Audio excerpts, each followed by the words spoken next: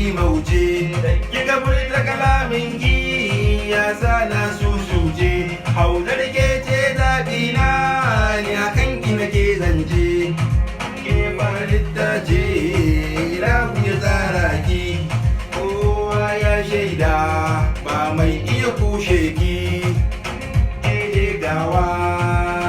Na gode ma aboki, na gode ma halitta, Allah ya yi halitta.